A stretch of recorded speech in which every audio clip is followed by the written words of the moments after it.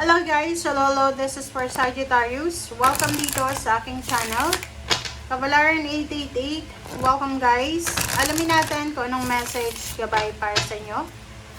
This is for the second half of July 2026. July 16 hanggang 31. Para sa lahat ng Sagittarius. Clouds. Wow, shape shifting.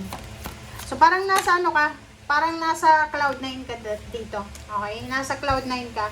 And yung eagle na to,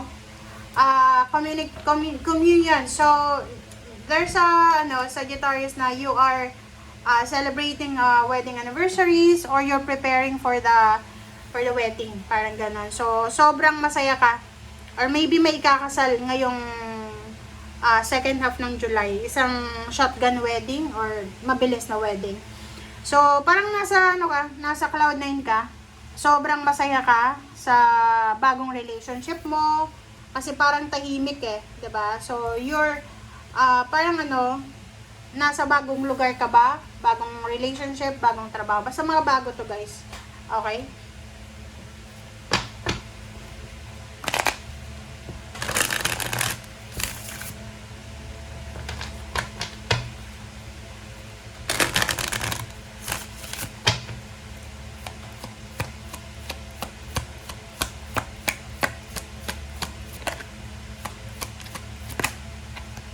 Alright, stay optimistic.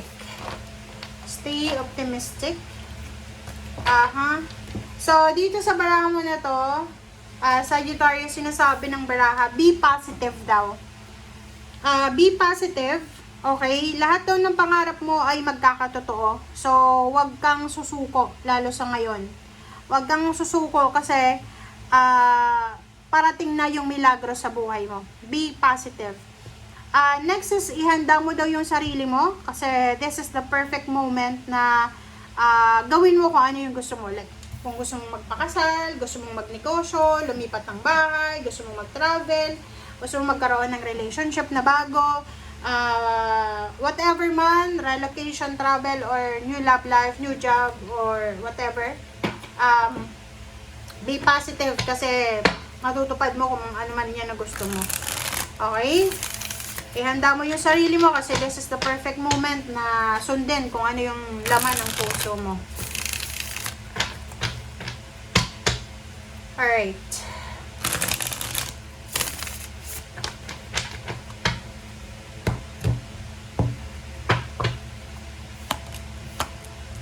Okay, first two cards natin, Ace of Swords and Four of Swords. So, isang balita ang posibleng matatanggap mo na posibleng magbibigay or magdadala sa'yo ng peace of mind. Okay? Isang balita na posibleng darating sa'yo na kailangan mong pag-isipan. Isang balita ang posibleng darating sa'yo na kailangan mong i-prioritize. And bago ka magdesisyon, pag-isipan mong mabuti, huwag kang gagawa ng desisyon na hindi mo pinag-iisipan. Okay, so this one, kung ano man na balita yan na darating sa'yo, pwedeng temptation lang yan. Pwedeng yun, temptation, na pwedeng magdala sa'yo ng pain and heartaches, or temptation yan na pwedeng magdala sa'yo ng sleepless nights, ng anxiety, ng depression, or ng pain and heartaches. Okay? Two of Wands, sinasabi ng baraha na you have choice and options. Okay? Ano man daw na pinagdadaanan mo sa ngayon, ano man yan na gumugulo sa isip mo, sa buhay mo, sinasabi ng baraha, may choice ka na gawin kung ano yung tama at mali. Okay? May free will tayo eh. Tayo ay iba sa animal. Tayo ay iba sa pusa at sa aso, sa kalabaw, sa baka, na wala silang isip. Okay? Tayo may isip tayo. Gifted tayo sa pagkakaroon ng free will. Konsensya ba? So, gawin mo kung ano yung alam mo na makakabuti sa'yo. Okay, Knight of Pentacles, there's an incoming financial new beginning. So, there's an offer of new jobs, new career, promotion, salary increase.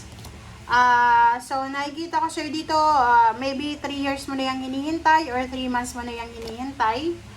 And ngayon, sinasabi ng baraha sa'yo kung ano man ito na ino-offer sa'yo, pagkakakitaan, pagkakaperahan, yan ang magiging tulay para maging Nine of Pentacles ka. Yung Nine of Pentacles, guys, this is the dreams are coming true. This is the wish fulfillment, wish come true. This is the fulfillment of your dreams, achievements ba. Hindi lang pera yung mafu-fulfill sa'yo, Sagittarius. Magkakaroon ka ng maraming pera, magiging masaya ka emotionally, sa kung ano man yan nasisimulan mo. So, maybe new love life, new job, new career, or whatever man na nyo ito na gagawin mo, sinasabi ng barahan na siguradong-sigurado na magiging masaya ka. Okay? Seven of Pentacles. So, dito sa Seven of Pentacles, sinasabi ng baraha sa'yo na ano man daw na hinihintay mo na financial success ay posibleng dumating sa'yo sa tamang panahon. Okay? High Priestess. So, ihanda mo ang sarili mo kasi merong niluluto ang universe na blessing para sa'yo. So, pwedeng mga panalo to eh.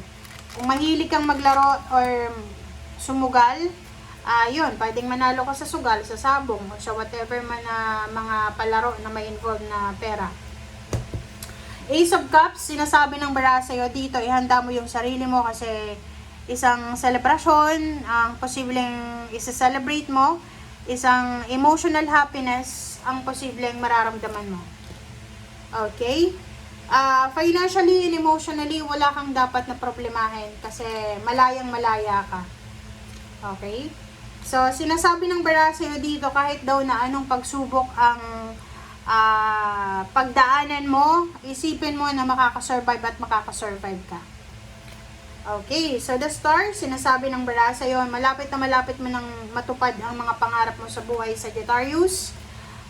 Isang tao ang posibleng tutulong sa'yo para matupad mo ang pangarap mo, lalaki ka man or babae. Sinasabi ng baraha sa'yo na may mga past issues and events ka, mga traumatic yan na past na posibleng matatapos na yan, makaka-move on ka na.